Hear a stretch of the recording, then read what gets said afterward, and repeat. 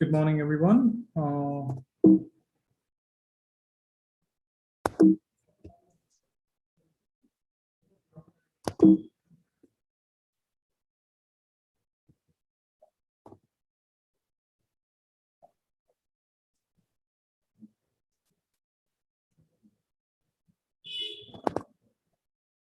we're going to be starting the webinar in 2 minutes, which allows the rest of the guys to join us.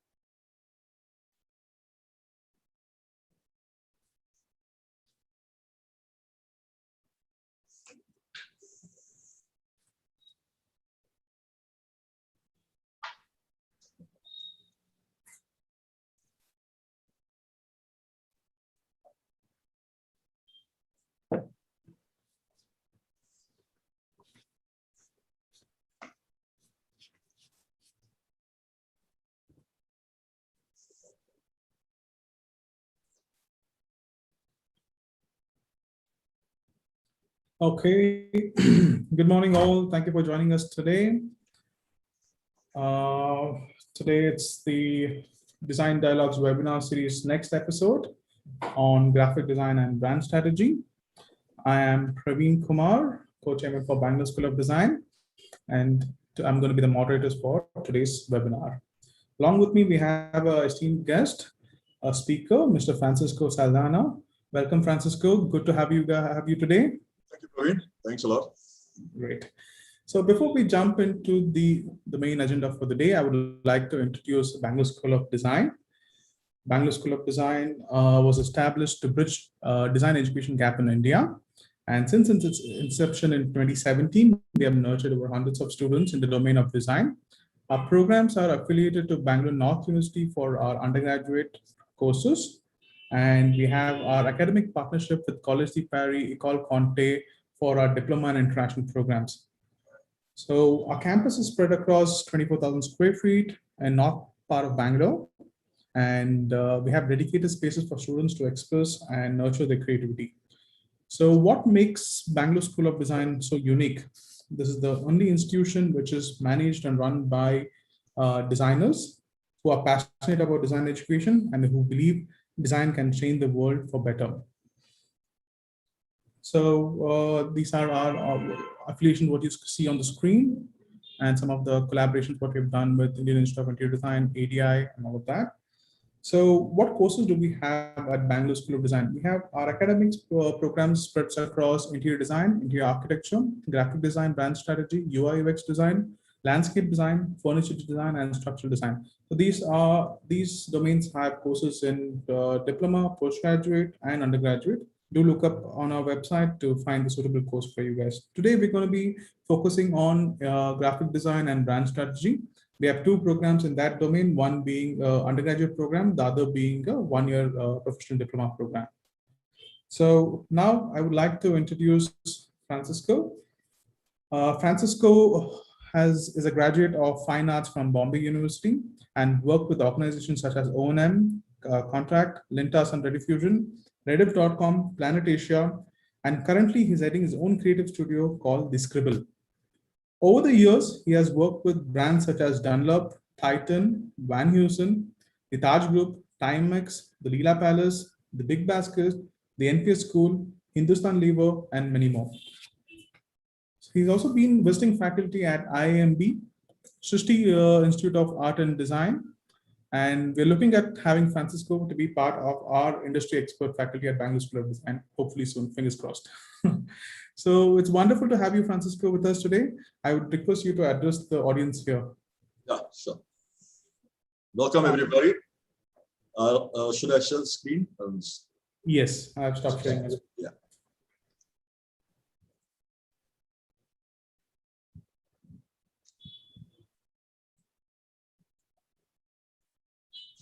Yeah. So welcome, everybody. Today, I hope to have an interesting presentation for you guys. It's not more a presentation, it's more of a dialogue, as it's called. And I'll take you through the various aspects of graphic design across the various fields that where graphic design is used. And hopefully there should be some learnings that you'll get from there. And whatever questions you'll have, just keep them, please write them down, and we'll talk about them at the end of the presentation. Is that okay, Praveen? Yes, it's okay. And you guys can use the Q&A session to drop your questions, and we'll take it up with you guys. Yeah. So, Francisco, I have the first question for you today. Yeah. And that's going to be, how important is graphic design in the current world? I'm going to repeat it. How important is graphic design in the current world? Okay, I would say it's very important. But before we discuss its importance, it would be interesting to know whether all of us are on the same page to understand what is graphic design. Right. Because if we have an idea of that, then maybe we'll understand, okay, what's the importance of it today. A very basic definition of graphic design would be a craft that professionals create visual content to communicate message. Just as an example, I put the McDonald's ad on the right here. The minute you see the ad, anybody today, I think, knows this is Wi-Fi. The Wi-Fi done out of the fries that McDonald's is famous for. And it's free. I mean, at the bottom, you'll see it's love free Wi-Fi. Now, according to the American Institute of Graphic Arts, AIGA, graphic design is defined as the art and practice of planning and projecting ideas and experiences with visual and textual content. Right from a simple business logo like the Cisco one. Now, when I say simple, it's not, the idea is not simple. The idea is very interesting. Cisco, coming from San Francisco, their logo, those lines that you see there, although they are technology lines, they represent the San Francisco Bridge in a very stylized manner. So right from a logo to a more complicated or more involved, let's say, website, where there are many, many more stakeholders to be addressed. So the next question we have is, what role do graphic designers play for brands, companies, and organizations? Yeah. Now, over here, it's used by companies to promote and sell products through advertising or websites, to convey complicated information like through infographics. And businesses use it to develop an identity, what we call brand identity, among other things. Okay. 90% of the information transmitted to the human brain is visual. Wow. That's like, wow. Now, this is something that I've done in college for a beer.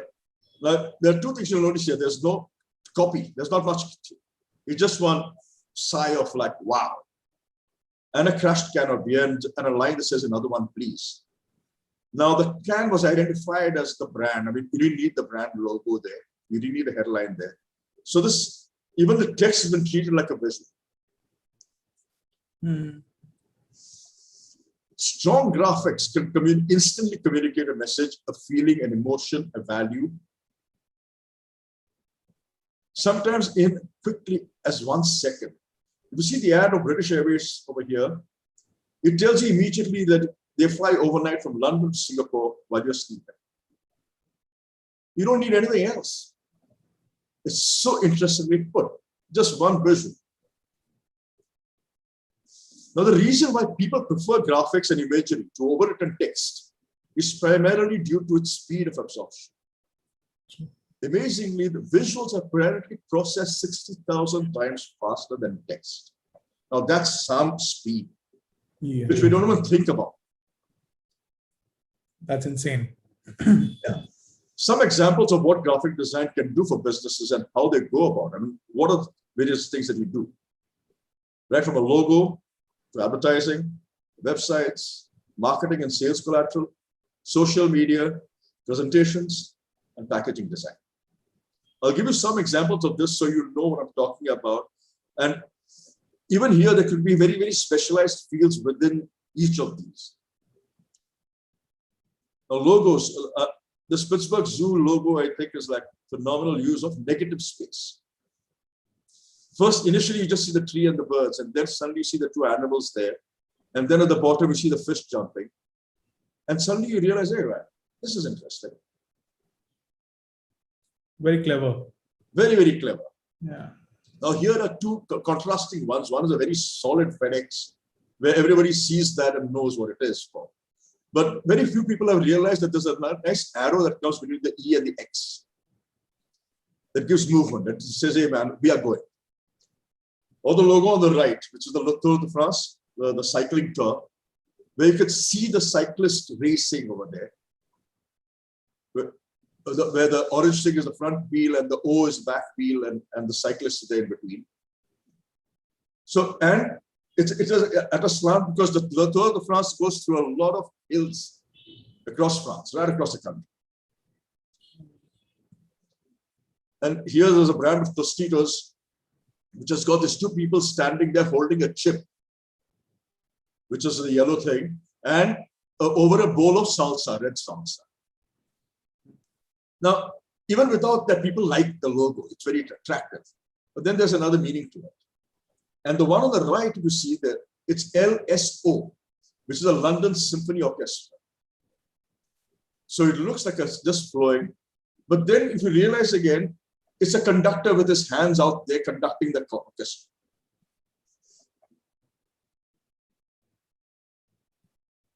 After logos, you also do business cards. Now, this business card I thought was very interesting. It's for a divorce lawyer.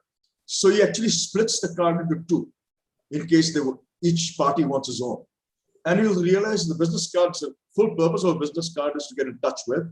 Therefore, the telephone numbers, the fax, the email address, everything is on both sides. So that's a very interesting way of showing it.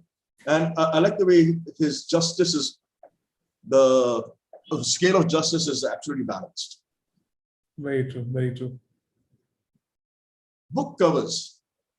I think this one, I mean, I love the movie, but normally you expect the mafia to have guns and to have all these swarthy Italians and all that. Nothing of that sort. What the artist has done here is exactly what the mafia does, which is play people as puppets. It's a puppeteer holding the puppet thing there. So I thought it was very interesting there. And these two are basically to show you how, without any visual, both these attract attention on the bookshelf. You know, there's no way you can just ignore it. True. When you're walking by the aisle, you'll definitely see this and see. And that's the idea of a book cover. I mean, you know, draw your attention, pick up the book, turn the book around and read what it's all about. Very true. Very true. Posters. Here's a lot of use of graphics, because posters are going to deliver the message in the shortest time possible. Now, the poster right in front here is for design. It says design makes everything possible. And although the words are non-stop, you can still read it without an issue. And then in the background, you can see the D, M, E, and P highlighted in red.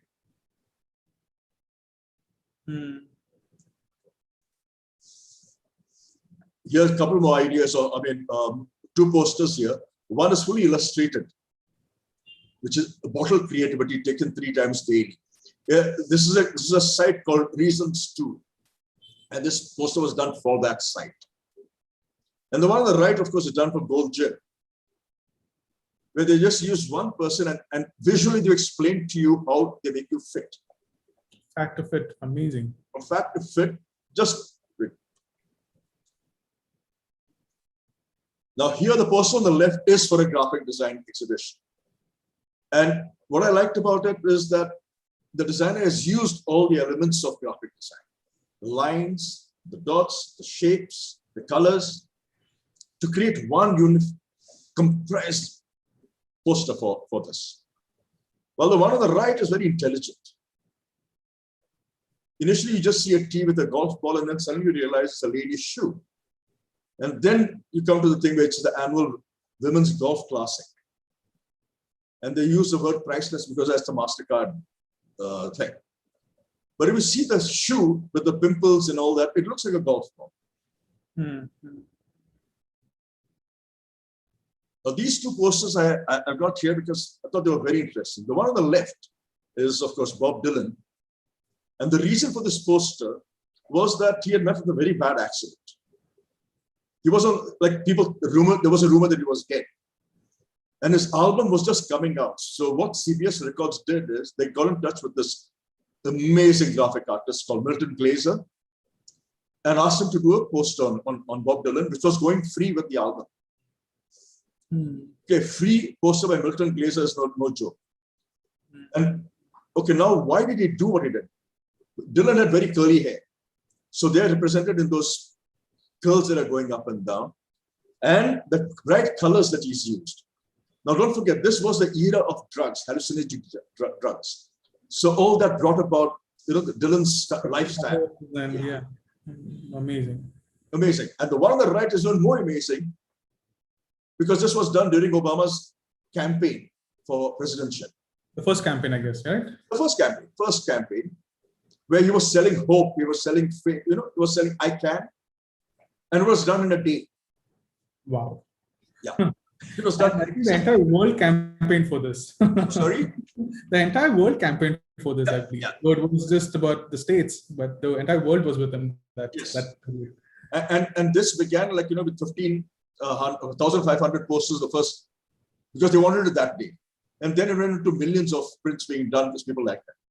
Wow. And the artist, gentleman called Shepard Fairey, he is the one who did it. Wonderful. Now in advertising, yes, graphics form a part of it because advertising has also got something called copy, something called text, something called media, which all plays a role. But I've just chosen some with very strong graphic content.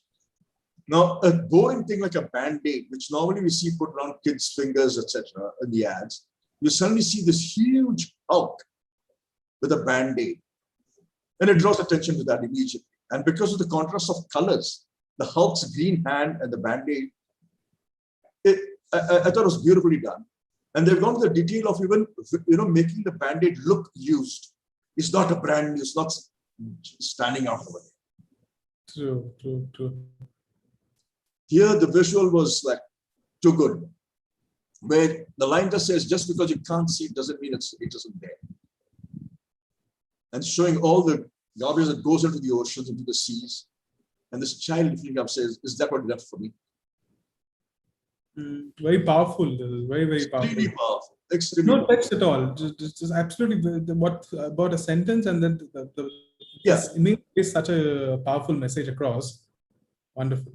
Yeah, it's done by this organization called Advertisers Without Borders. Very nice.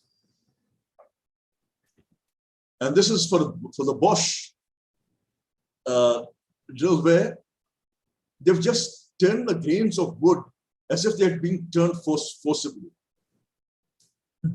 And it's just one line that says unexpectedly powerful. Just visually so strong. Then in marketing, of course, you use a lot of graphics. Now, this was something I'd done for Mother of Fabrics, which is what is called a swatch card, where they go and sell fabrics to the dealers, and they carry these swatches in these things. You know? And here are a couple more examples of marketing collateral. On the left is a brochure, and on the right, a marketing kit. Very often they give these to the players, you know, to experience what the product is all about. In presentations, of course, you use graphics, and a graphic designer comes in very handy to make things easy to understand. Coming down to icons, coming down to colors, you know, where it makes easy reading, easy understanding.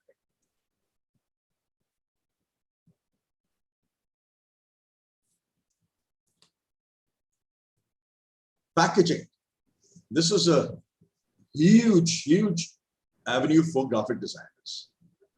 Good packaging is hard to come by, but when you come across it, you'll never forget it. This is something I've done for a paint company here in Bangalore, where they had various kinds of paints. So the colors changed, the visuals changed. Packaging can influence your understanding, the perception of the cost of the kind of product which is inside that. Now, this is for a bar of soap. This bar of soap is going to be extremely expensive, I assure you. See the way they've packed it. Over here, the designer has done a lovely job of giving these labels, you know, the colors, the shapes, each one identifying the kind of beer which is inside there. So you just got to see and you know what you're going to drink. This artist is a phenomenal lady called Kate Moros, who uses graphics like so easily, you know. It's not very easy to do something like this, although it looks like, you know, just scribbled over here and there. But the balance of color, the balance of the lines used, they're amazing. Doodles, right? This fall under? Yeah, they're almost called doodles. Yeah, here's another the same thing, the same lady. She's done all these packaging also. I put this here, although this is not packaging for a product, but this is somebody must have done this to showcase the dangers of smoking. But I thought it was very interesting because it is packaging, yes, but it's not for a brand. Yeah, I don't think so. Cigarette guys would sell this in this format. Yeah, I mean, if you're smoking, I think you'll usually put your cigarettes out, you know? Very, very, very nice. This is amazing. Huh? Some of the I also figured that how a design can influence products, pricing, the ability to purchase. Like there are so many things which goes on. It's not just about designing something which looks good, because a design has a purpose, I feel. Yes. Like where it was, especially things like which goes on an eye, like a book cover, has a very different thought process when someone is designing for that. Yes, and in book covers, again, they'll be designed for, let's say, a non-fiction book, as against a child's book, as against a study. And each one has got a role to play, and each one has to be designed. Otherwise, you know, when you pick, like today, if you pick a book for study, it looks so boring. True. You see the book and you want to study. I mean, that's the excuse I used to give, but I don't know what people do today. Very true, very true, very true. So, Francisco, I have your next question for you. In the current world of digital dominance, has the significance of graphic designer increased? Because we are tech right now. We are sitting on Zoom right now. Everything around is a digital screen. Yes. And the age is gone, like from, say, for example, from how much of physical poster is being used versus WhatsApp creative, which is being sent out. So what would your inputs and thoughts be on this, on the significance of graphic design? Yeah, I'll tell you. Okay. Now, has it increased? Of course it has. But your understanding of what you got to do has got to change a bit. But the basics of graphics design are still the same old ones. I mean, you can't forget that. Okay, it's crucial to strike the right chord with users from the first glance. Therefore, the graphic design's correspondence with emotional design. Okay, just to show you, look at the Google website. I think it's somebody's understood what Google is, or Google has understood what they are. Which I just go to Google for search. Nothing else, nothing else. So here it just gives me a search field. I put it in, I go for it. I can either do Google search, or they have something called I'm feeling lucky, which is not for somebody who's very interested in getting the right thing. I'm feeling lucky is like, okay, I'll close store and hope it hits something. Now, that's for Google. Now, I'll just show you a site that I've done for a company which is into executive recruitment. So it's a high-level recruitment agency. And so I've got this visual it's an illusion. You really can't have anything like that. So it's a bit confusing. And it goes with the line which I say, when things are a bit confusing, give us a shout. I mean, you don't break your head over it. We are the experts in it. We know how to go about it. So whether you're looking for people or whether you're looking for a career, well, we are the guys you get in touch with. Now, here's another one which is understood its target audience very, very well, which is for Expedia, where I want to stay somewhere, I'm flying somewhere, I need to hire a car. Well, all you have to do is saying, okay, where are you going? When you want to leave, when you want to come back. Now, in case you want to read, there is lots more to read. I've just taken the top part of the screen. But that's what people come for. 90% of the people will go to Expedia, enter these 3 details and click on search. And from there on, they start going. True. Interesting. And I think if I look at this page here, the smallest of the smallest detail is also designed. Like, if I see the change or cancel it, the edit or pen button there, the icon, I think that has also been thoughtfully done, or the dollar symbol there, your flight icons there. All of these are something are also looked into, right? The colors are matched up. The sizes and see the background image there. It's like, okay, maybe you're going to the beach, and they say this way to the beach. Daydream of sun kiss. Very amazing. Yeah. So the next question I have is the companies such as our companies are marketing domain, advertising, branding. Yeah. I think they all need the skill set of a graphic designer. Yes. Yeah, it does, right? Yeah. Now, see what you need there. For each of those things depends on what you've done with graphic design. I mean, how have you gone further after learning the basics of graphic design? Okay, and that's where this thing all comes from. Because see, graphic design and marketing is to communicate and promote a brand's products or services. And this is a very important thing, in a visually appealing way, which many people say, okay, I put this photograph here, it should work. No, it won't. Or I put this graphic here, it won't work. You've got to have it in a manner which the consumer can understand. And when it's a big brand, then don't forget that whatever you're doing, the graphic style or whatever you're adopted has got to extend itself to whatever else you're going to do. What we call in advertising terms is the language you speak. The language is the tone and manner of the way you write and the way you design. Now, this is my company's stationery, which was designed about 30 years back. And so many ask, like, what is that slash there? It's the I for the scribble. And that's the streak of genius or streak of madness that comes across. The rest, okay, yes, I'm in a serious business, which is communication. But I got to have a streak of whatever you want to call it. Craziness. One client just said that, is it my blood out there? I said, impossible.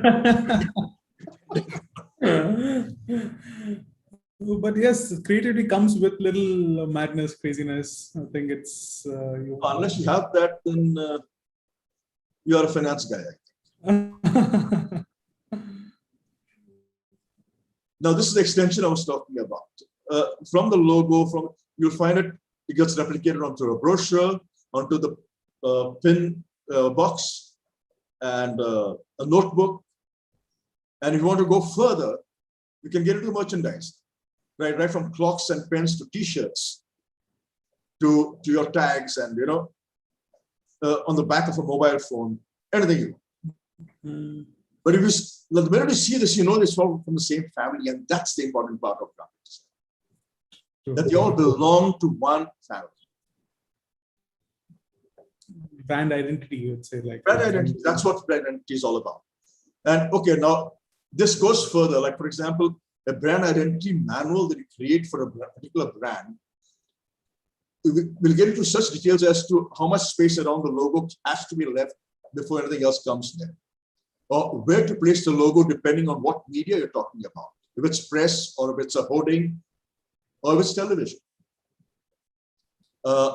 You've seen the AT&T logo. The AT&T logo has got this globe kind of thing with stripes that go across it. And the brand identity manual tells us that if the logo size is going to be, let's say, a visiting card, the number of lines reduced from 12 to 8. So that the lines are not lost. But that they've specified there, and they give you the logo. Like when we were working on AT&T, we had to follow that manual, and the manual cannot be fooled around with. So that happens. So how often do, like I'm sure it's we might not put a number, but I think starting organizations have they work on something like this. And how often do they? I've heard a lot of companies rebrand themselves. Why does that happen? Just yes, take 3M. 3M is one of the biggest companies in the world. If you follow the 3M logo from the time it started to today, there were about 5 different avatars that went through. Because it began as a mining and manufacturing company. That's what 3M stands for. And it was a very intricate logo, which then became a bit more stylized and all. And finally, it's come to what it is today, which is 3 and M is joined. They're not 2 separate words. So the reason for that was the market has changed. But take Coca-Cola. From the day it was launched till today, the logo is the same. It's not changed. So Nike has not changed, but Nike has dropped the Nike from its logo. And today it's just a swoosh. True. Okay, so the reasons for changing have to be really, really well thought out, because don't forget that from the time you bring your logo out into the market, you are investing into that logo. People are seeing it, they start relating to it. So if you're going to change it, we're going to change anything over there, be careful that you're doing it for the right reasons. Got it. Wonderful. Yeah, and it also goes like this brand extension, what we call, goes into the signages in your offices, in the reception area, the carpet that you can see here. So anything where it usually reminds you time and again that, hey man, you're still in this office, you're still in this. It's a very positive thing to have. In print ads. Now, advertising, as you know, is something that always interferes with whatever medium you are on. You buy a newspaper or magazine to read the news or to read some articles, and ads will come there as an interference. You put on your television to watch the cricket game, and ads come there, they're coming in between. So you have as a designer or as a person who's doing the ads, you have a very huge responsibility to stand out from the clutter, because you're also not the only ad. So as it is, you're an interference, and then you have competition. So how are you going to stand out? So you got to stand out and, hey, look at me, I'm here.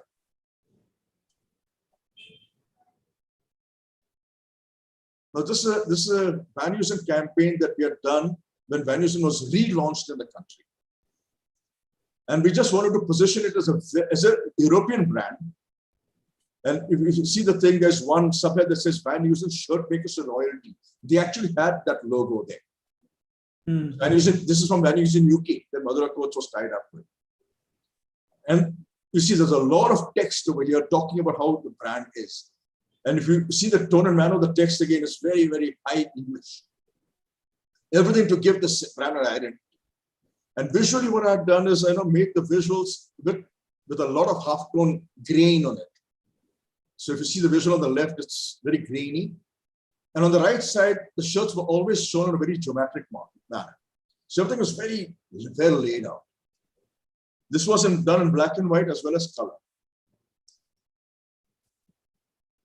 And the headlines were always very international, talking about Lia, Coca, talking about stuff like that.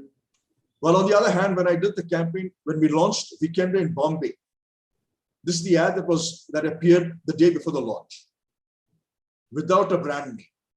We just gave it the casual alternative, which the next day came out this way. So then we were presenting the casual alternative, it's the weekend. And then the address came and the brand came in. So you've got to stand from the top. This was done for a company called Smash with the t-shirts. It was a t-shirt company which was dying. The client wanted to revive it. So this is what we came out with at that time. We just said, wow, what a t-shirt. Although the action or whatever was happening was much more interesting than the t-shirt. Over here, the interesting thing, what Artaholic has done, this company, is basically saying, just with this thing, you're saying that, hey, we know the times have changed and we are with it. So then and now. Nikon, when they came out with this new feature in their cameras, which was it detects up to 12 faces, they did it in such an interesting manner. So very interesting visual. And then in the background, you can see these faces, neatly highlighted with the squares there. So there are a couple of ads like that. This guy thinks he's the only person in the jungle. Well, Nikon has picked up the remaining others. It's amazing, no? Yeah. Very subtle way to put the USP or the product feature across. Yes. Yeah. Well, this one is a very tongue-in-cheek. It's a wide-angle lens that they're selling. So very cheeky. Very, very cheeky. Yeah, and all the campaigns have been a bit on the naughtier side of town. Luckily, he always had a subject to point at. Yeah. Nice, very nice. Fedex has done some amazing ads. So this is one, and initially when you see it, like you just look as if somebody's handing a FedEx package. Till you suddenly realize that that stain on the wall is actually a world map. And so it's coming from one country to another. Like here you see that's the map of Italy there, it's the boot. So here you can see Spain is on top and Morocco or something must be down there. And easy. Yeah, and eventually it tells you how fast it comes. It's like handing something over from one country to another. Same thing here. This is just next to India. I don't know where that person is, but yeah. Probably China. Yeah.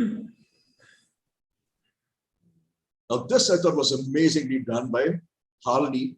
You build your own bike. And with the parts, they built the person. On the left, if you can see, there's a person's face there, which has been done very interesting. And the full thing is build yours. And they, while you build your bike, they've built you.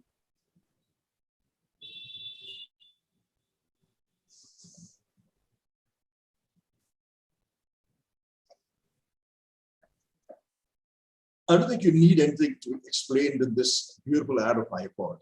It just tells you how long the charge will last. I don't know. And this guy's covered half of New York, I think, in that run. This again needs no explanation. It's just too cool to be explained. Where even the ants don't want it, with no sugar in it.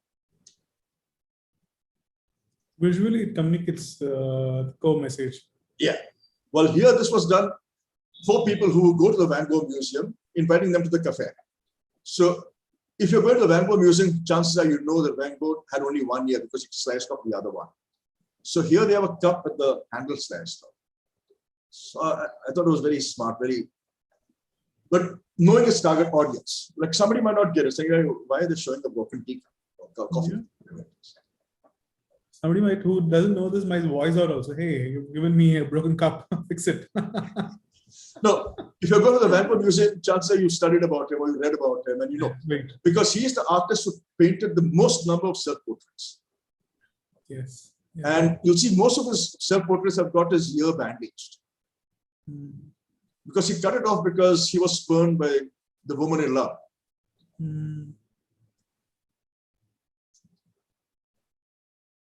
How sharp is the knife? Visually, you get everything. I mean, it's very, very strong, very powerful. This was done for a brand called WonderBro, which is basically a push-up bra. They never show the product. So just visually, they tell you, yes, you know, ×2. That's how it can help you. Exponential. Over here is like, you know, you're speechless when you see somebody with a WonderBro. So just the speech quotes are there without anything. This ad for Tide, I think was too funny. I mean, exaggeration, of course, but the Dalmatians lost the spots thanks to Tide because it removes stains in one go. This is a huge campaign where they took the animal and the person going there and they merged the two to create a very interesting vision. And also tells you how close you are to the animals when you go to the safari. So it's not you're watching it from 2 miles away. Yeah, it's right there. Yeah, it's right there. Now this is the lady I was talking about, Kate Moros, who does amazing graphic stuff, which also gets into the mainline media. I mean, she's an artist who also gets into mainline advertising, etc. Now here is an example of using what is called negative space. Negative space is basically the space where there's nothing there. Like on the left, you see the cork opener, the bottle opener, and suddenly you realize that inside that there's a bottle, on top of which the lid is there. Over here on the right side, you see these 2 glasses making the bottle final. So just an interesting way of showing, you know, rather than showing the bottle. Here on the left again, you see this person with a bow, and then you realize it's been made by the 2 violins on either side. And they talk about the Bologna festival. The ad on the right I thought was very strong without a graphic. They just used the good old coupon cut thing to say that if you want a stronger marriage, cut the M, turn it around, and look at it as a V. And that's what we're talking about. Working it together. Now this, I just, for the sake of explanation, I've put it on 2 different slides, but this is one ad that came. And it just said, Jeep, see whatever you want to see. And you turn the page around and you saw another ad. So that's what it is.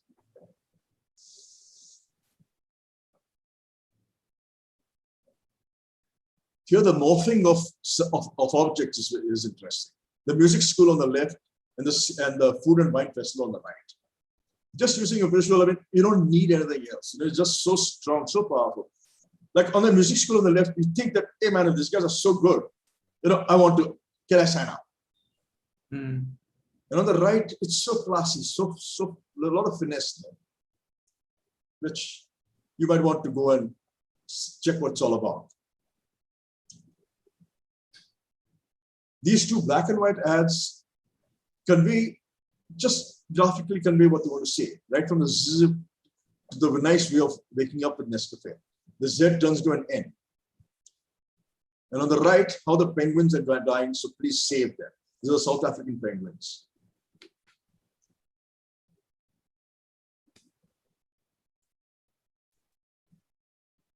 The visual on the left is very interestingly done, where they say, are you hearing voices? Are you suffering from paranoia? Talk to someone. And it's so beautifully done. I mean, it's not jarring, but suddenly you realize somebody's whispering into the ear. Well, the visual on the right, along with that line, tells you everything there is to tell, which here's his mother's eyes. So the child and the mother are being abused at home. They report the abuse. These two are very strong. Very, very strong. And They are like, so strong. I mean, they could have written 100 lines about this, but I think the visual. I've read it. Like, absolutely no one would have read it. Like, no, like it's as an advertisement with 100 lines, people would just flip the page. But this, people would want to just pause there and see what the hell is this? Why is this? What is the? Yeah, what has happened? Yeah, absolutely. Amazing. Wonderful, wonderful. Now, earlier I showed you the Van Heusen launch that we had done, which was a lot of text heavy. Now, this is a few years later when Van Heusen came in, and see, Van Heusen at that time, we had pushed it in the corporate shirt. So Van Heusen came in with slightly more party shirts. So we said, okay, let's do a campaign for that. But the minute you bring a model in, it kind of typecasts the shirt and the product into that. So I avoided models and we went with chairs. But the chair was my model. So the chair and the way the shirt was folded on the chair or kept in the chair. So that, along with the line, gave a certain character to the brand. So the line on the left says, another country, a different time zone, a new deal to be struck. Just another day, another grade for the Van Heusen guy. So in such creators, what you come up with, as a graphic designer, you end up working with, you collaborate with a lot of other people also. Like here, I'm guessing you would have needed the help of a photographer. Like of course. No, the minute you get into advertising, you have a lot of other people there, including media. Don't forget, media is extremely important because you've got to understand what medium you're going to get into when you're designing this. Okay. Now here the photographer was a jump of a guy because he was experimenting. And fantastic chap. He had just moved from the US to Bombay and we did a fantastic shoot.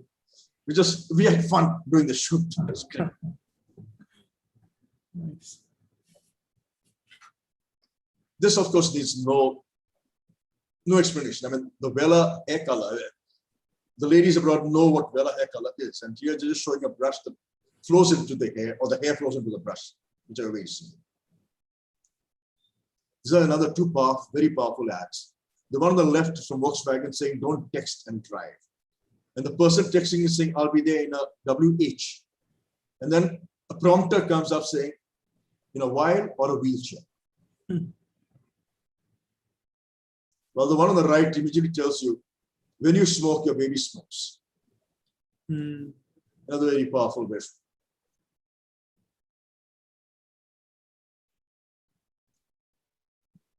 The one on the left is a bit of tongue-in-cheek. We need a graphic designer, obviously. But I thought it was so well done. Clearly. But that itself is a catchy thing, right? Very catchy.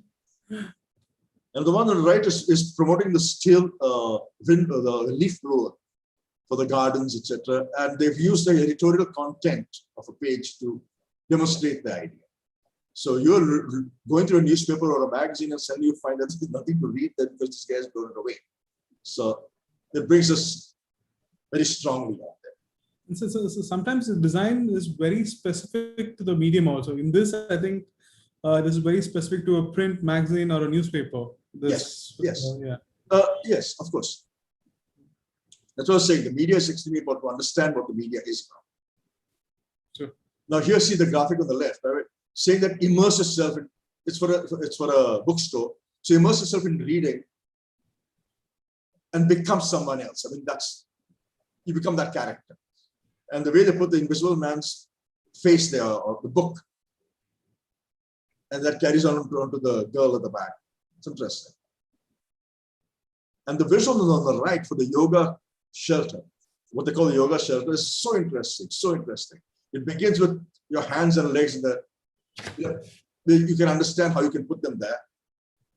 And then how the hands or one leg goes off, one hand goes off till the end you're levitating. I mean, that's the ultimate aim of yoga.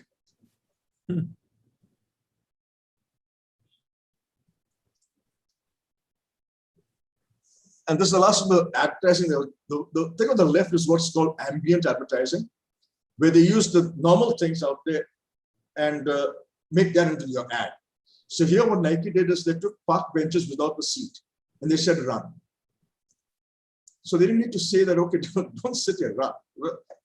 And Nike is always doing exercise, etc. So it was very interestingly done. And the one on the right is you can make out is from today's times, where the location, which is there in all our maps and all that, it says follow the fish. So you can follow where the food comes from when you're ordering. Smart.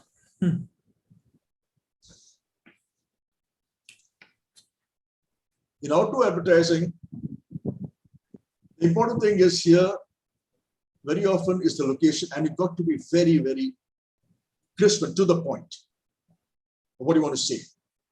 Now, The Economist has always done some amazing ads.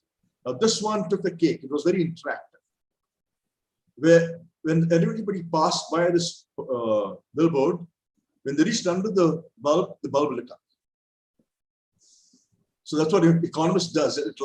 It gives you information, it gives you knowledge, which you can use, of course, and that's so very interesting. Here, just looking at the way this thing is tilted, I mean, yeah, you get a smile on your face, but it draws attention to the fitness center. We always want to see what time it is. So there's no way you will not see this. And then suddenly you realize that McDonald's is still open. We are open 24 hours. Or the way they did this billboard. This girl is hiding a pimple. So graphically, they've shown that. Or why should I have Tylenol? I mean, it's like, a train hitting you on your head. So this is how billboards can be used. Now here comes an example of a billboard that's used very, very location specific. You can't do this everywhere. Like I don't think anywhere in Bangalore you could be able to do this. This has been done outside a golf course or in a field. You have to raise a few buildings in Bangalore. Yeah. And here again, I mean, this was again very, very specific. They've built hoardings on two sides to bring out this message. See both sides of the story. This is when BBC first moved toward the USA. And you see any one side still makes sense to you. Very powerful visuals. Here again, very specific with the location. So on the left, you can see there's this cable pole at the back, and they've drawn it through the hoarding to say that, okay, exaggeration is one very big way of bringing attention to a point. Or the one on the right, which is for this company called Old Timer, which are basically rest stops on the highway. So you can't put this anywhere. I mean, it won't make that much sense, Over here, it's the good old thing of outdoor along with today's technology, which we're talking about. So Victoria's Secret is a lingerie brand. And they said, reveal Candace's secret. So okay, she's Candace. Now what is there? So you scan the QR code and you realize that, okay, this is what she had. So now the company also has got your phone number to get in touch with you in case you're interested. So they have really combined technology with this to become interactive. Websites, how are these? Now, this is a part of my website, my homepage. Don't go there. Thank you so much. It's not been updated for a long time. Now, this is Milton Glazer's website, where I was telling you about the Bob Dylan poster that he had done. Very clean, very, very, and it's a graphic guy. I mean, a guy who does graphics. So just graphics doesn't mean you got to cover everything. Yes, I agree that. Very clean. This is something I've done for a company which is into 3D printing. So all the things over here are 3D printed. And they also had something like, if you have an idea, let us know, which is what you can see at the bottom. Shaping ideas, get in touch with us. And so the website I've done for a recording company. It's a studio recording. And so right in the beginning, you can say, okay, these are the hourly rates, this is how much you charge. You can come for 2 months, 3 months. There are packages for that. Sign up. This is for the Oberoi Hotel in Agra. We just tells you, oh, man, come and relax. Get offers. So that they give you a sense of being. Infographics, they are used basically to convey lots of information in a very structured manner. And on the web, you can become interactive with that. Like the one on the left I've done for a school in Singapore, which tells you 10 reasons why parents put their children in the school. And with your mouse over, you could see something else. You could see the detail of that. But on the right side is a championship. It's a game plan. So take your business team from surviving to winning, and this is how you play the game.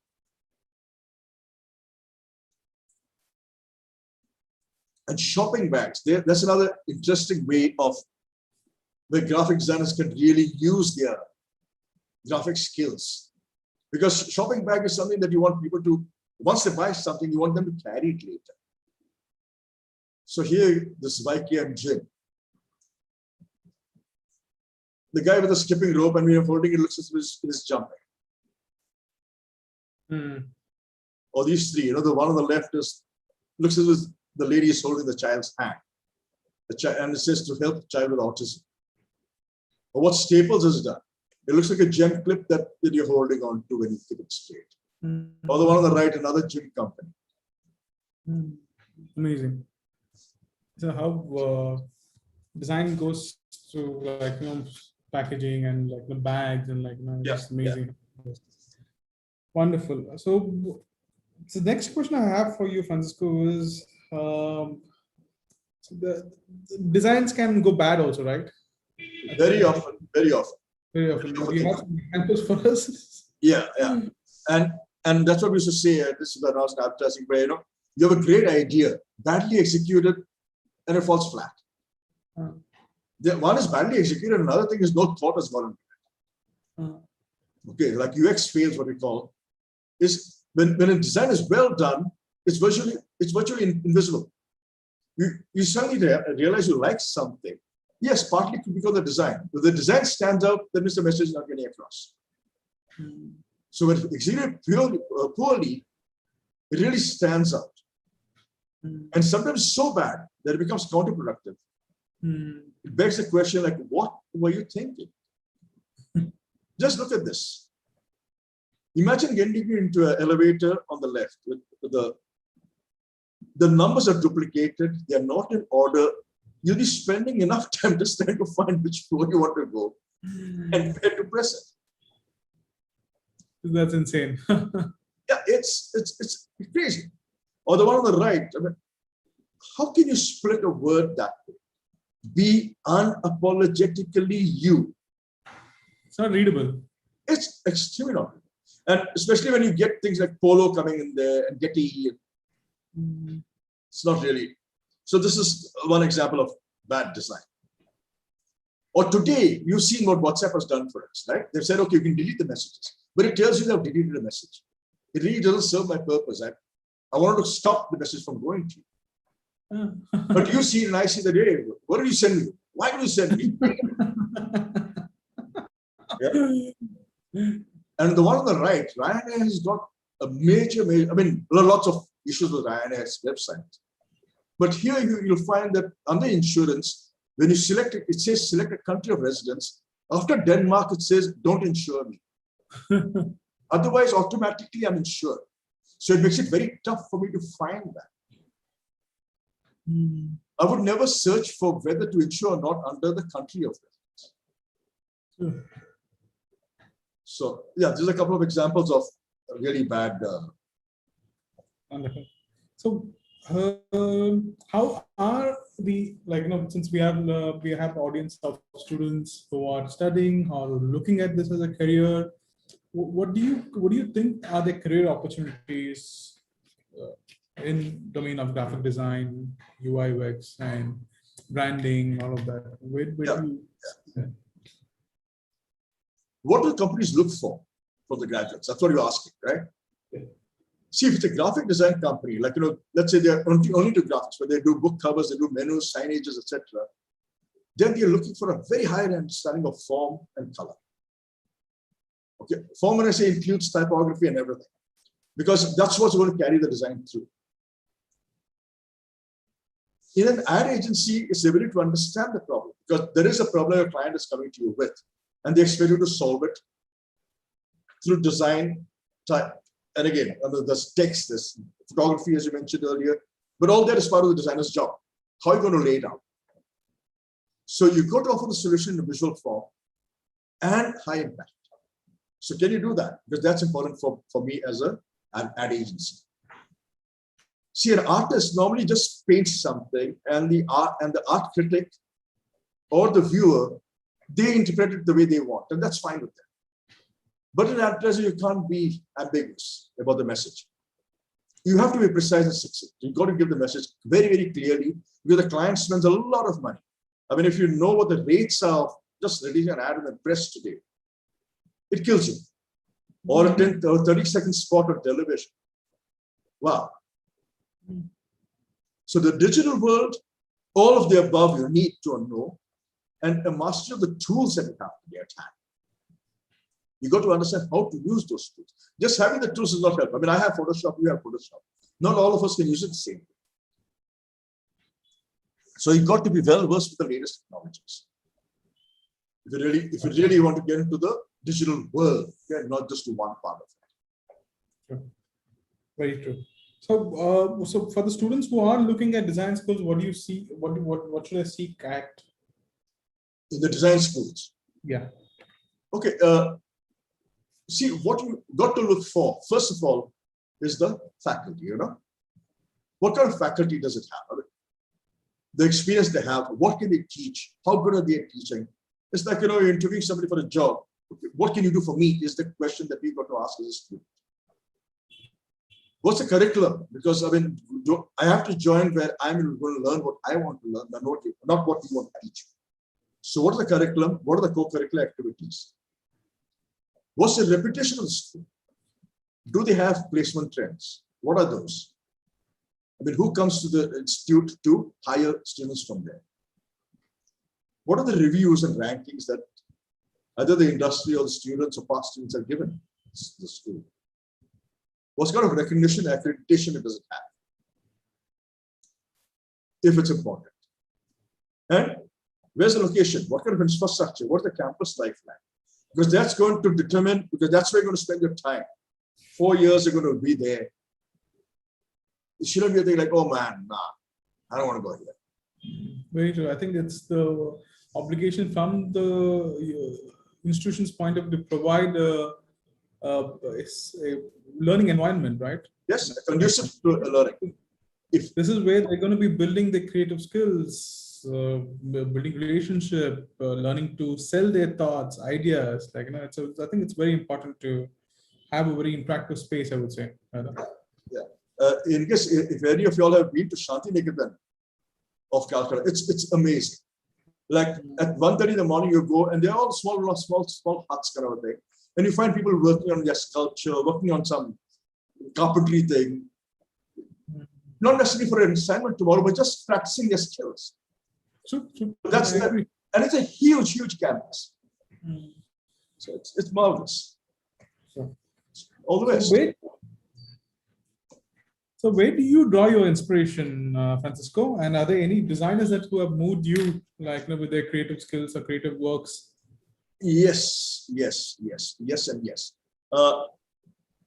I think my first inspiration was my first boss. Boss, when I say the owner of my company, which was David Ogilvy. Okay. And why was he so inspiring is that he got into the advertising industry at the age of 36. Mm-hmm.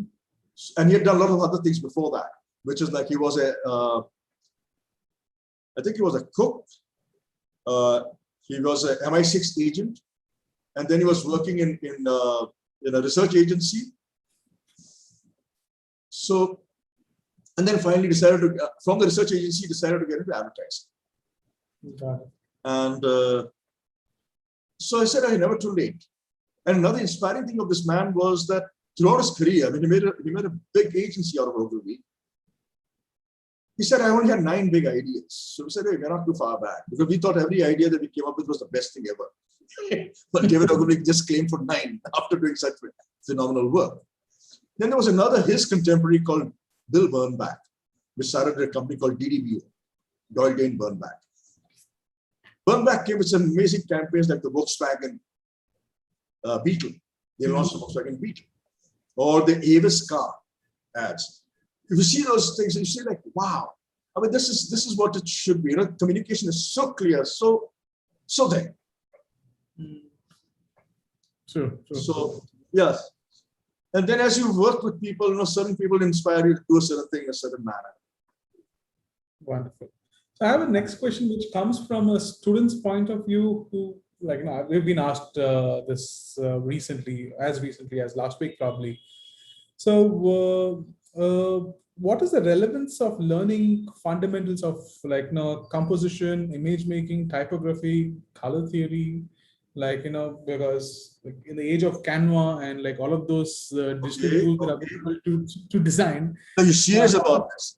I am. You're serious like, about, okay. I have a few, like, I have like, you know, to be very frank and honest, I do have people asking me, like, so why should I learn to paint a raw line?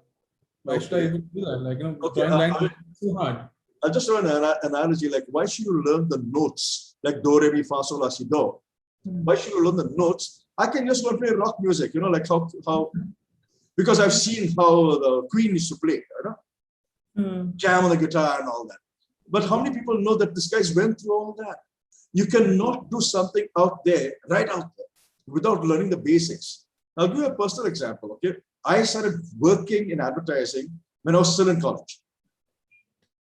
And so I spent 2 hours in an ad agency. Now that taught me a lot, because in Goa, the advertising business is not a booming business. Never was, will never be. Because it goes, it's a small state that if I have an ad agency and I know you, I say, hey, Praveen, give me an ad here. So Praveen gives me an ad for this company. You know? And tomorrow you meet another friend who's got another ad agency, you'll give him an ad also. You understand what I'm saying? So over there, it was very tough for us. So I'll just tell you a day in my life when I used to meet a client. I had to go and meet a client and get the brief from the client. We have no servicing. What in advertising we call account servicing.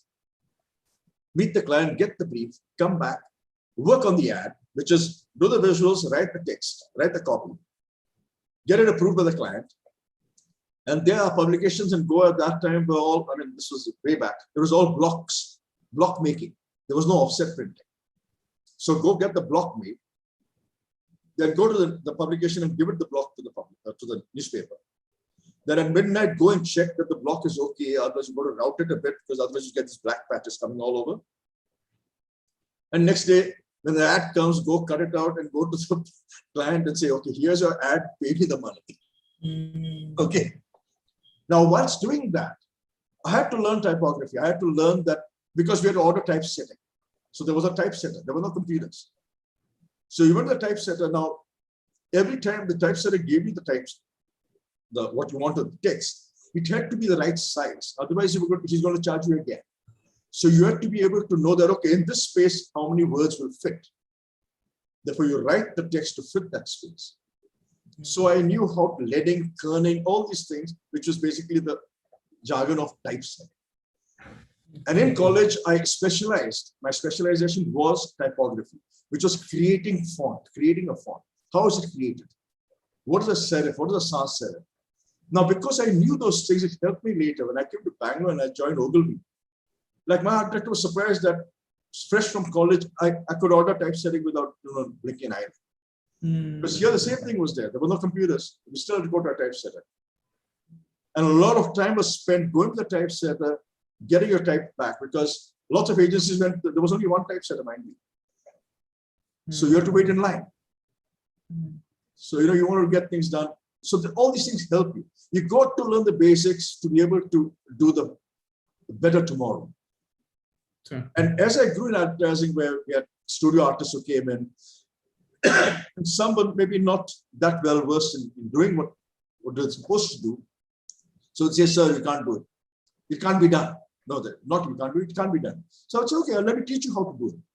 So then you change from can't be done, saying, okay, I can do it.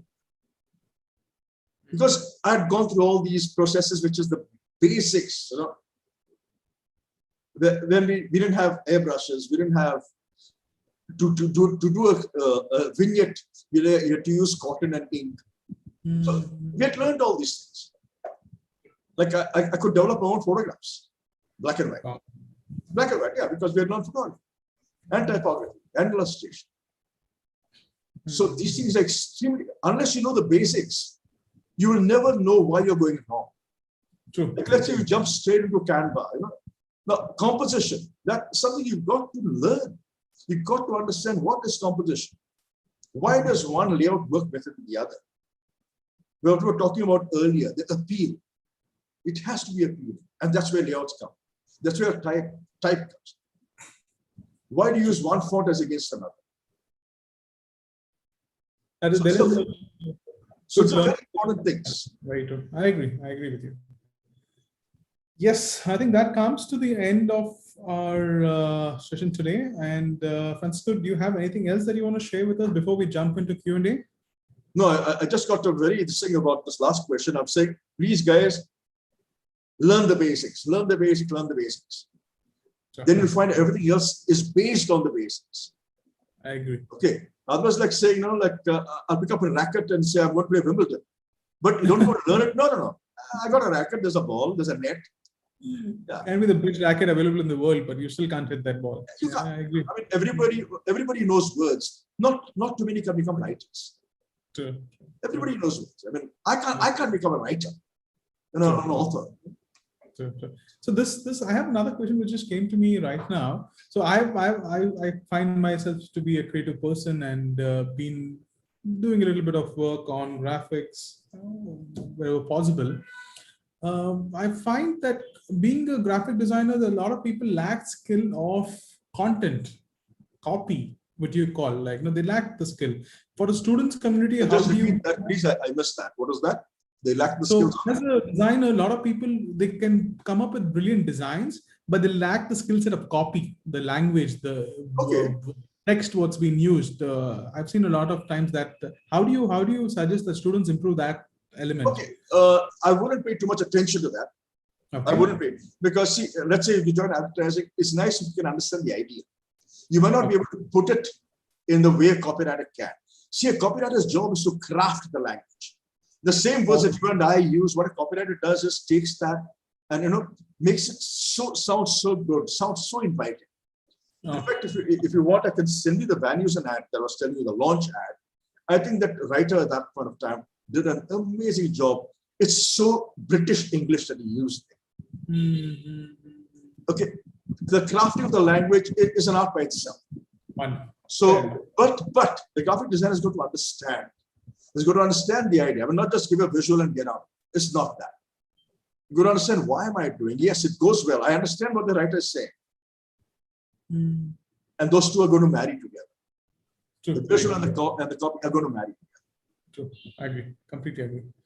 Yes. So now we'll move on to the Q&A session. I'm just going to pull up a few questions just come up my way. We have a question. How good is typography to graphic to you as a graphic designer? Do you in your concept proposal, will you have more visual colors compared to words and fonts?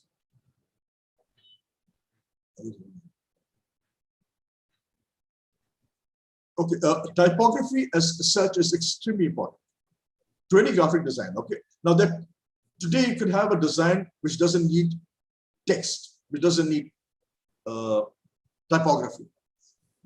But tomorrow you could design using only typography. Got it. That itself is a design. I mean, that's why layout and composition is important. And what font we're going to use. Like today, over the years, I've realized that the medium many a times dictates the font you're going to use. Take your publication, take your newspapers. Most of the newspapers have got a serif font. Why? It's easier on the eye to read. But you take the Hindu, which is one of the widest read newspapers in the country, has got a sans serif font. Okay. And it's working for them. On the web or anything digital, the sans serif normally works better because what we see is all based on pixels. True. So if I use a very fine font, it looks jagged because of the pixels. So a sans serif font normally works better, but that doesn't mean you can't use a serif font. You can. But be careful how you use it. Sure. The kerning, the spacing between words, the leading, the spacing between lines. All these a graphic designer should know. Got it. When it comes to using it, he shouldn't be at C. True, true. Completely agree. So does that answer the question? Does that answer the question that he is looking for? I think so. So we have the next question. What is the designer's priority while doing a graphic design? Okay, could I get more on priority? I mean, what's the priority you're looking for? I'm not sure. I'll think. First thing is you got to understand what the problem is. What are you designing? Why are you designing? Who are you talking to? Okay, these are the brief that I expect from a client whenever I'm going to design something. Who is my target audience? What do you want to convey to the target audience? And then I decide how I'm going to convey the best. So that's what a brief consists of. And of course, the client is going to tell me what he expects after his target audience sees what I have done. You know? Call to action is something like action or something's got to be there. It's not just a feel good factor. Sure. Greetings, sir. Great insights to enhance our perspective on design. Would like to know on what parameters do you consider to draft the concept before getting into design? Okay, the parameters again, besides what I just said, which is the brief that we expect. You look at the media, look at the medium that you're getting onto. Like right from a small little ad in the press, what we call the years on either side of your masthead in the newspaper, Times of India, on both sides there is a place where an ad will come. To a full page ad, or is it television, or is it on the web? Is it a banner on a website? So taking all these things into consideration, they are the things you're going to look for. That's a basic. And then how are you going to best bring out the message? Because that's what you're really there for. True. Can it be, and it's got to be simplified to the point where nothing else can be removed. Like David Ogilvy, again, my first boss said, in text, when you're writing copy, remove everything that you consider is not important to the message you want to convey. And that, I think, is the toughest part, because so often I've come across clients where I like white space. It's like, hey, but there's empty space, you fill it up. I don't know. It's needed. I'm paying per square centimeter. Yeah. Please. In fact, can you give me slightly more is the question I wanted to ask you. Brilliant. Mohammed, I hope that answers your question. And I'll share Francisco's email to you guys if he's okay with it. Maybe you guys want to pop up a few questions. He'll definitely be open for that. Okay, the next question we have is, any tips to land a job in graphic design companies from Anonymous? I have a very strong portfolio. Very strong portfolio. With only your best work. Do not take everything that you have ever done in life. If you can take 10 great pieces of work, it gives whoever's interviewing you an idea as to what you're capable of. And okay, I don't mean any offense to anybody, but people have come to me this way, where they've not brought their work. Many of it is, from their bosses and some other agencies, etc.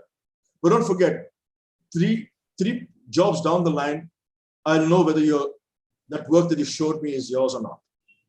Because now you're working under me. So a strong portfolio is something which you build on.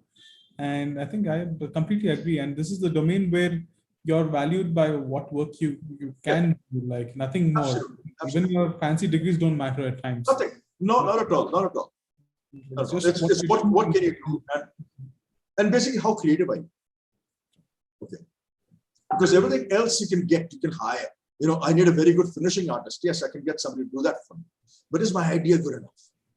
Are those sketches I've done, do they convey what I want? Got it. So what's the difference between BBA in graphic design and BDES in graphic design? Which degree has more scope? I'll take this question, Francisco. So these are predominantly nomenclatures. So certain universities call as Bachelors of Design, a 4-year course. Since we are affiliated to Bangalore North University, they have a nomenclature of BVA, Bachelors of Visual Arts in Graphic Design. It is a mere nomenclature difference, but when you look at, as again we discussed this, so it's about what you learn, what you have learned, how do you come up with your portfolio with your ideas, and how you present to your employer, or you want to practice by yourself. That is something. So this is just a nomenclature difference between BBA and BDES. and there's no scope as such. I think that's just an irrelevant question, point of what is The the scope comes to the individual, Ravi. The scope begins and ends with the individual. Yes, very true. So it's not going to matter where you graduate. You can even graduate from the world's best graphic design student, but when you're applying, he's going to say, look at the same portfolio, what you've done. That it has nothing more. So I hope that answers your question. Certainly. Dan, the next question is, yes. Greetings, sir. Are design school worth it in terms of pursuing matters in graphic design? Yes, because as I told you, you got to learn the basics. And that's what your graphic design school does. It teaches you the basics for each medium. I mean, like when I was in college, we were taught about posters, we were taught about press ads, television wasn't part of our days at that time. But those basics stand you in good stead today. You know, once you grow, it's very important that you know the basics. I can't stress that enough. True. And that's what you're going to college for. See, honing your skills is what you're going to do. But they're going to teach you how to get the skills back. Great. So from Rebecca, we have a next question. What are the unsaid or not usually mentioned skills needed for a graphic designer? I don't think there's anything like that. I mean, I don't think anybody's trying to hide any skills or whatever. See, okay, now let me just expand on that. When you're saying the skills needed, you're talking about somebody who's going to hire. Therefore, that person or that agency might have something of their own, which is not commonplace, you know. But you have a good portfolio. You explain what you've done well. Those are two things that are very important. If somebody questions a design that you've done, you should be able to explain and not defend it. Don't defend your design unnecessarily. The thought process is important, I think. The thought process that you've done. Because I could be wrong in what I've done, the design I've done, which nobody pointed out, but this person is pointing it out. Doesn't mean that he's wrong.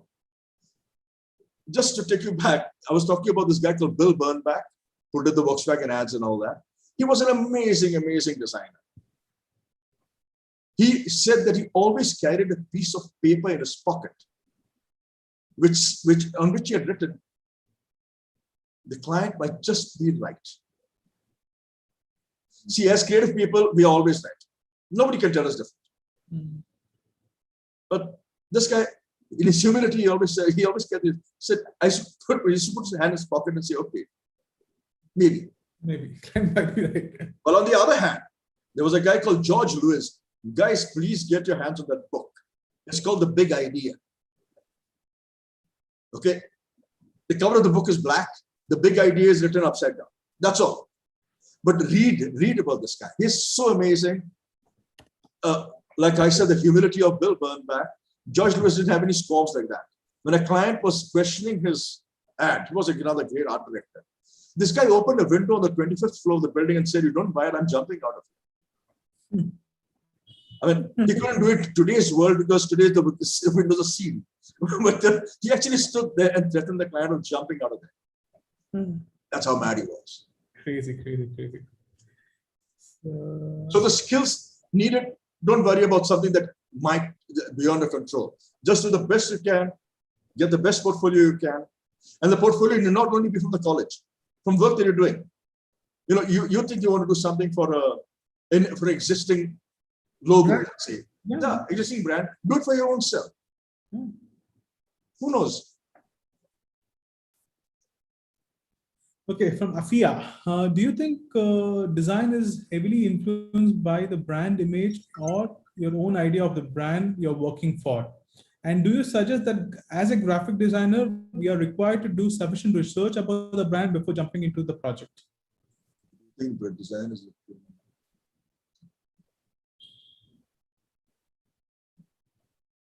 okay. First of all, if I understood the question right,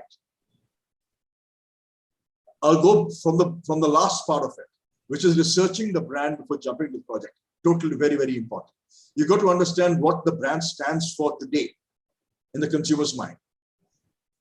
The brief should tell you whether you want to enhance that perception or you want to change perception. If you want to change perception of a brand, you got to understand why.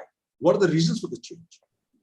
Well, how do you want the brand to be perceived today as against yesterday? Is there a reason for it? Or do you just want to take this further? Like I told you, what we did with Values. When we launched, it was a hardcore British corporate shirt. But 2 years down the line, they decided to expand the portfolio. They came out with party shirts. Party, again, for the same man who goes corporate, okay, is not a party shirt for the MTV guy. Now, the shirt that he's going to use, he's still going to talk to him in the same language. So you've got to be careful of that. Now, there should be no my own idea of the brand. Okay, that's not important at all.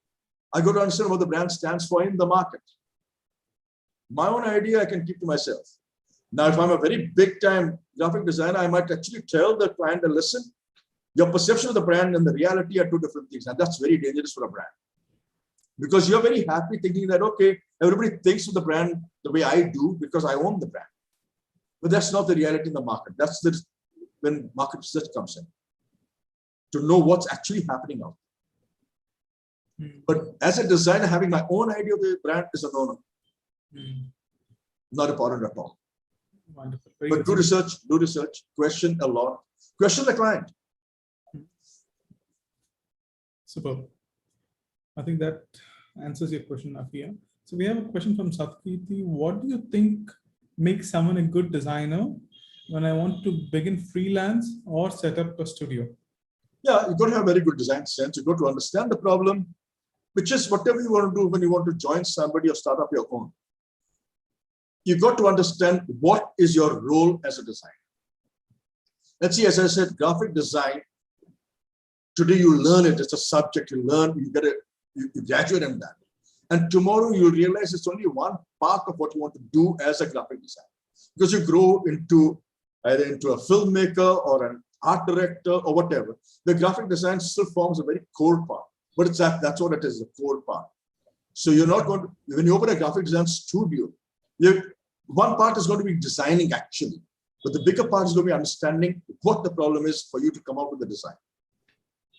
So have a great understanding of design.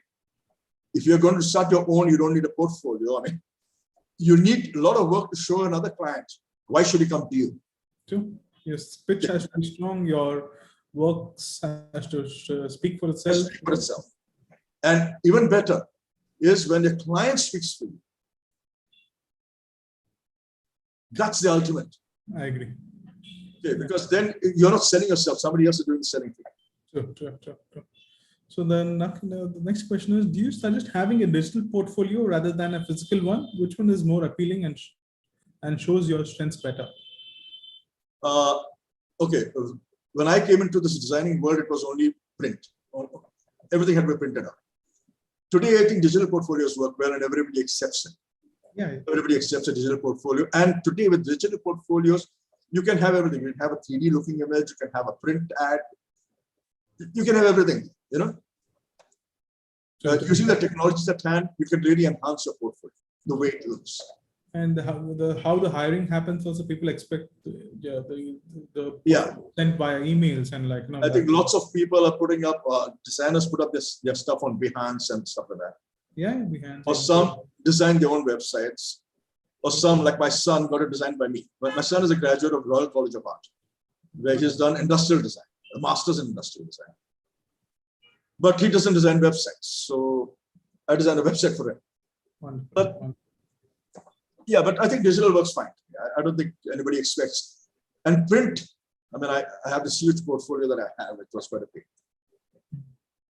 Sounds good. I think that's about the questions so far.